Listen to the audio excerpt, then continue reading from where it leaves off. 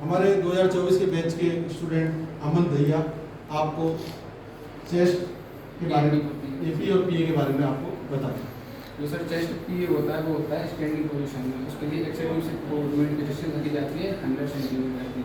तो उसमें क्या होता है, उसमें सांस को अंदर रोकवानी पड़ती है, जिससे कि मतलब लंग्स में जो इन्फेक्शन है हार्ट की साइड वो क्लियर दिखाई दी जाती है। और चेस्ट एपी होती है वो होती है स्लीपिंग पोजीशन में। इसमें डिस्टेंस लग जाती है, उसमें डिस्टेंस लग जाती है 80 से 90 सेंटीमीटर।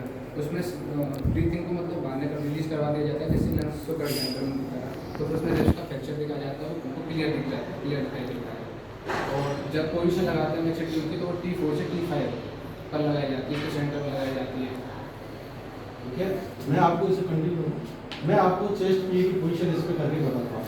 ठीक है, चालू है मशीन? ये चालू नहीं है, ये तो मशीन चालू हो चालू। ठीक, आप इधर आइए। जैसा कि मैंने आपको बताया कि पोजीशन लगाने के लिए ये अंगूठा पीछे, उंगली आगे, इस जगह ये इलेक्ट रेस्ट है ना, ये यहाँ पे रखते हैं। ठीक है, अब जैसे ये पेशेंट है और ये देखिए, ये इस तरह से अपन को पोजीशन लगानी है। ये इसको ऐसे करवा देना। ठीक है, ये पोजीशन ये है यहाँ, है ना, ये पोजीशन लगानी है, जैसे ये इसके अपना क्लियर हो जाते हैं। और ये चिन्ह जो होता है, चिन्ह यहाँ रहता है और इतना किया आना चाहिए इसमें ये कटे ना। ठीक है ना, और इस तरह की पोजीशन लगाते हैं। अगर इसी में किसी महिला की लगानी हो पोजीशन, तो एक गर्ल्स आओ,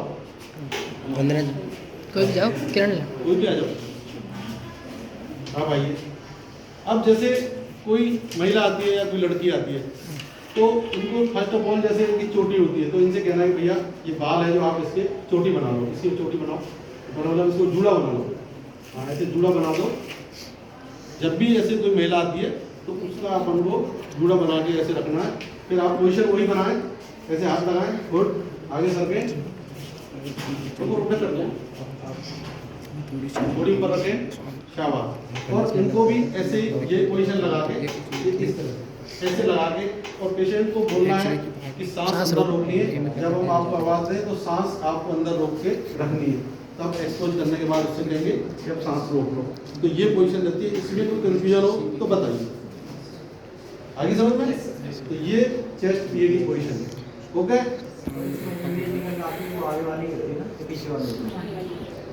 पोस्टीरियर टू एंटीरियर, रेडिएशन यहाँ से गया। अब जैसे मैंने बताया सेंटर, एक मिनट बेटा आओ तो इधर, तुम आओ। सेंटर D4 पे रखते हैं इसको। सही जो पोजीशन है आपका, जो सेंटर आप रखेंगे ये यहाँ पे। ठीक है, ठीक।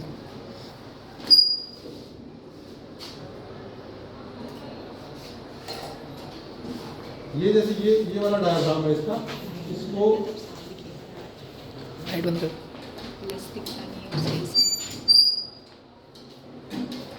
बस ये सेंटर आपको यहाँ रखना है D4 पर।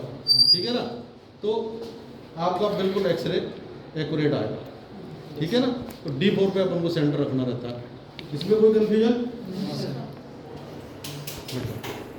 तो ये चेस्ट पीए की पोजीशन आपने देखी। चेस्ट में और भी कई सारी पोजीशन है। चेस्ट पीए है, चेस्ट एपी है, चेस्ट लेटरल है, चेस्ट ओब्लिक है, रोगोपिटस व्यू है, रोडोटिक व्यू है।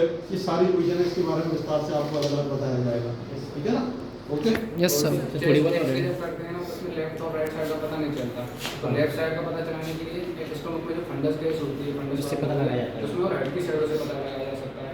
अब बेटा इसमें बताता हूँ, कई हो के राइट की साइड इधर होती है, तो उसका पता लगाएं। जनरली तो क्या है, अपन को मार्क, ईयर मार्क जिसे बोलते हैं। जब भी अपन एक्सरे करते हैं तो अपन को मार्क, लेड के मार्कर आते हैं, मार्कर बोलते हैं, तो लेड मार्कर। Yes sir. ठीक है ना, तो उनको हमें लगाना चाहिए। अब अपन पीए कर रहे हैं तो इसमें अपन उल्टा लगाएंगे, एडहेसिव पे लगा के यह चिपका देंगे। Yes sir.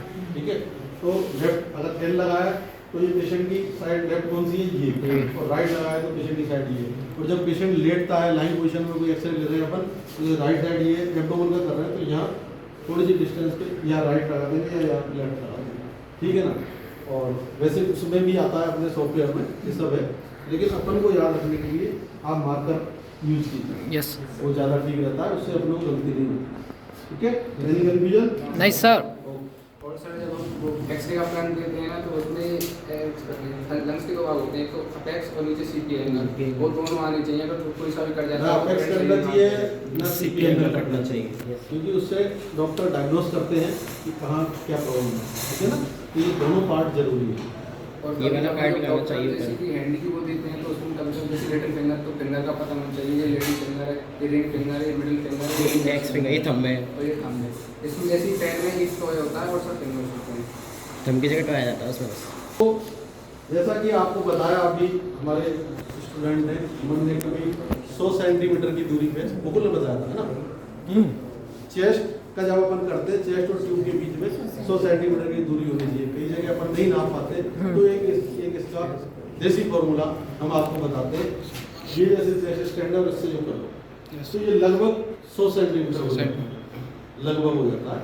तो उससे एक रफ आइडिया लग जाता है कि हमें हम इसको इतनी डिस्टेंस पे रख के और अपन इसे एक्सपोज कर सकते हैं। ट्यूब की जैसे यहाँ गया है, ठीक है ना, यस सर। यहाँ तक आ गई ट्यूब, ये लगभग 100 सेंटीमीटर। तो ये एक देसी फॉर्मूला जैसे अपन कहते हैं, इससे अपन 100 सेंटीमीटर का आइडिया कर सकते हैं। 19-20 चलता है इसके लिए।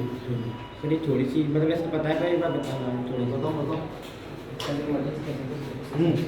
जैसे कभी कभी इमरजेंसी कैसे आते हैं, मतलब जैसे वो होती है ना टेबल पर पेशेंट लेटा हुआ होता है, लेकिन हमें उसका एक्सरे करना होता है, ये वाला पी करना होता है, लेकिन वो टेबल से हट नहीं पाता है, उससे नीचे इस पर नहीं आ पाता है। तो अपन ऐसे करते हैं, जो डिटेक्टर होता है उसको लगाते हैं, फिर इसमें से जो रेज निकलते हैं उसको करते हैं। जैसे अपन वहाँ लेड है तो आप उसके सामने खड़े हैं, हमें ये लग रहा है कि हम उससे प्रोटेक्ट हो रहे हैं, हाँ थोड़ा प्रोटेक्ट हो रहे हो, पर ये है कि आप जैसे उसके लेड के पीछे हो फिर भी आप वहाँ से हट जाओ, क्योंकि रेज सामने पड़ेगी, थोड़ा बहुत इफेक्ट तो जाएगा उसमें, ये तो नहीं कि पूरा चला जाएगा, थोड़ा बहुत तो जाएगा उसमें से।